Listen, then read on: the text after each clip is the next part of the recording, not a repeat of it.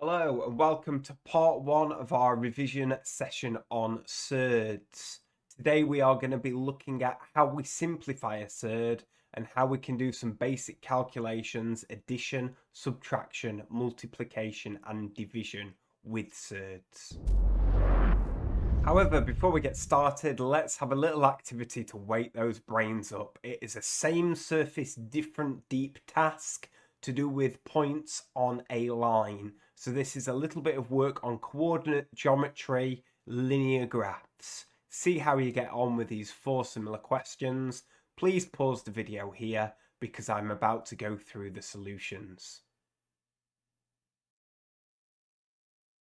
So I'm going to start with the top left corner and we are going to explore what is going on between the coordinate A and B. Well, we know that coordinate A is 0, 2 and coordinate B is 6, 5. Remember, the first number is the coordinate along the x-axis. The second number is along the y-axis. So what this is telling me is that the x coordinate is increased by 6 and the y coordinate is increased by 3. Now we are told that the distance between all these points is the same length. So that plus 6 and plus 3 will continue. So for example, to get coordinate C, I would need to add 6 for the x coordinate, which would be 12, and then I would need to add an additional 3, and 5 add 3 would be 8. So that would be C, 12, 8, and then finally to get D, I'd have to add another 6, so that would be 18, and another 3, which would be 11. So the coordinate of D is 18, 11. Let's look at the top right. It now says find the length of the line segment CD. Okay, so CD is still using from part 1 that we did, 6 along the corridor and 3 up the stairs, and this becomes a Pythagoras question. So it is 6 and 3, and that is the length that I'm trying to work out. It's a long side problem, so I'll be adding my two square numbers.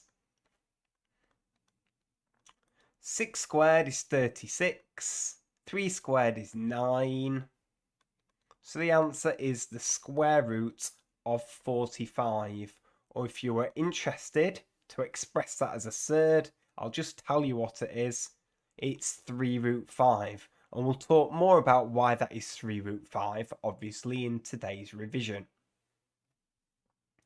Now we've got the bottom left. It says find the equation of the line AD.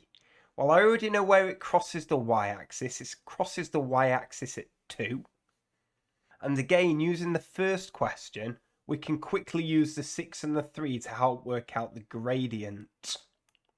So the gradient, remember, is the change in the y, which is 3, divided by the change in the x, which was 6. And 3 divided by 6 is a half. So my gradient is a half, my intercept is 2. Let's put that into y equals mx plus c. So it's y equals a half of x plus 2. Final question, find the area of the triangle ADE. Again, I'm going to use a lot of information that I've already worked out previously. We've already worked out that D is 1811. So I know that distance DE must be 18 units because it's gone from 0 to 18 along the x-axis. I also know the vertical distance from A to E, it's gone from 2 to 11, and that is 9. So I need to find the area of this right-angled triangle by doing 18 times 9 divided by 2. And if I do that, the answer is 81 units squared. So let's remind ourselves about surds. Surds are numbers expressed as a square root. We often see this when we're dealing with Pythagoras' theorem, perhaps if you're doing the area of a circle and trying to work back to a radius. So it is a square root. Now we know that some square roots are incredibly nice numbers. For example, the square root of 81 is 9. But a lot of square roots are not nice numbers. They are decimals that go on forever. They are called irrational numbers. And that is why we quite often leave an answer as a square root, because it means we don't need a calculator and we don't have to round our answer. Now, when it comes to dealing with square roots, there are a whole host of rules that work and things that don't work. One of the things that we have to be able to do is simplify a surd. And there's rules for simplifying surds. The number under the square root needs to be as small as possible. And the way that we do that is by looking for square number factors. So we're going to begin by just reminding ourselves how we simplify a surd. If I had the square root of 90, what I need to do is look for two numbers that multiply to make 90.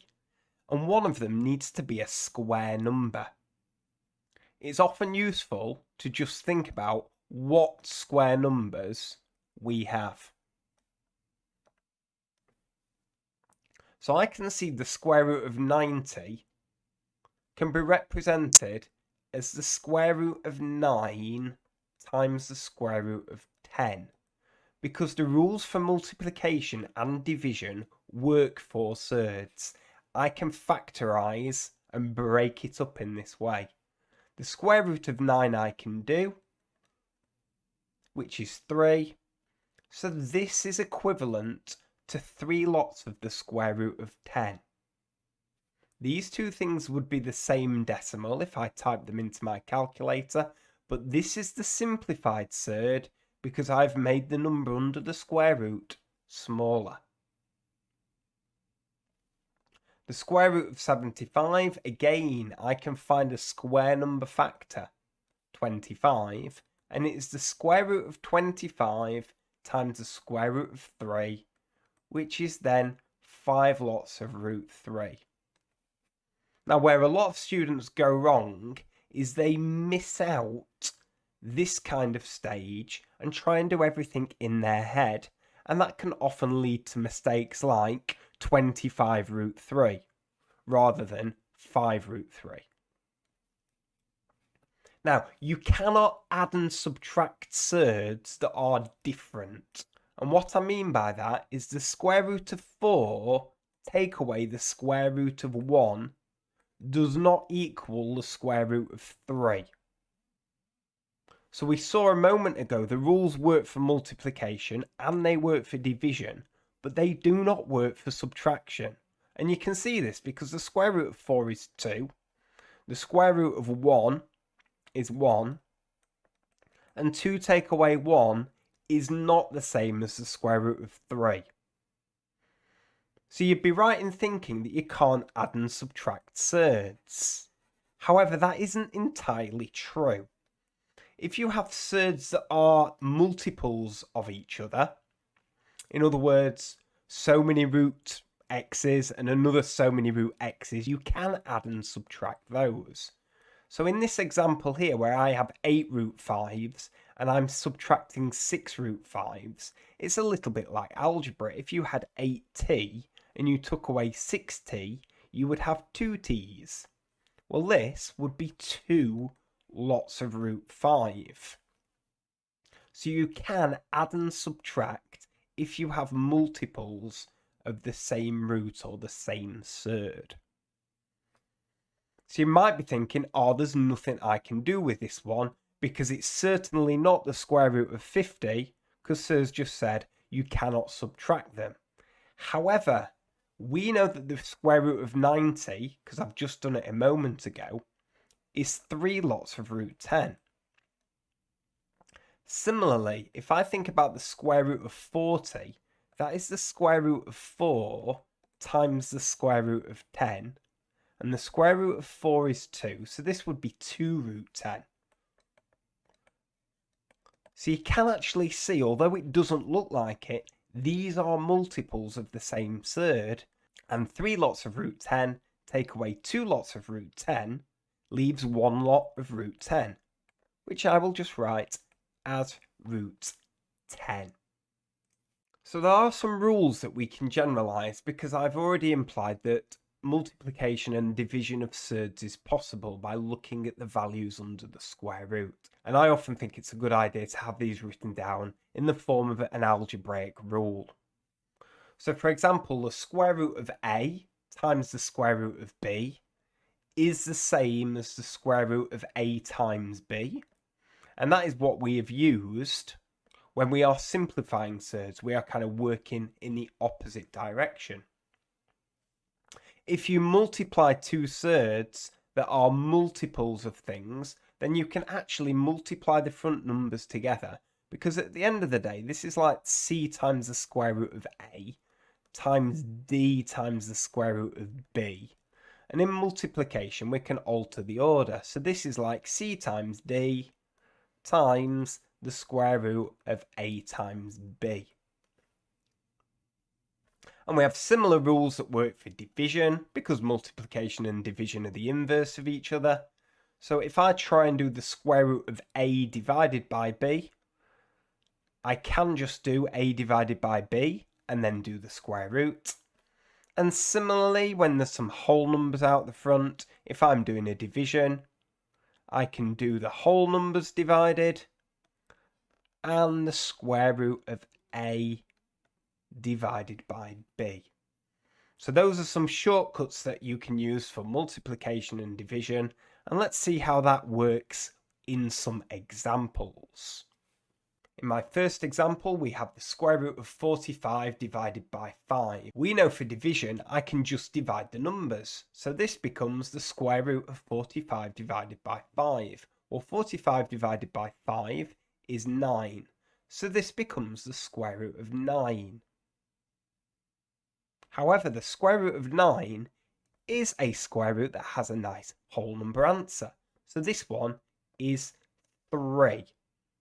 So always have a look at your answer at the end and just decide, can it be simplified any further? I've got another division here. The square root of 90 divided by 15. Well, how many times does 15 go into 90? That is 6 times. So we have the square root of 6. Square root of 6 doesn't simplify because there are no square number factors other than the number 1. For this multiplication, I can just multiply the front numbers together and I can multiply the surds together. So this becomes 3 times 2, which is 6 whole ones, and the square root of 6 times the square root of 2 is the square root of 12. Now the square root of 12, along with the square root of 8, are two square roots that a lot of students miss that simplify. This has a square number factor, and it's the square number factor that is 4. So this is the square root of 4 times the square root of 3. So it is 2 root 3. So what I have here is 6 lots of 2 root 3. And yes, I can multiply the numbers at the front, so this is 12 lots of root 3. Let's finish with this division. 15 root 18 divided by 3 root 2. Well, I can divide my whole numbers, and 15 divided by 3 is 5. And the square root of 18 divided by the square root of 2 is the square root of 9. But let's remember what we said about the square root of 9. The square root of 9 is 3. So this is like 5 times 3, which is 15. So just because a question involves surds doesn't mean that the final answer has to have surds. It can reduce to a whole number or integer answer.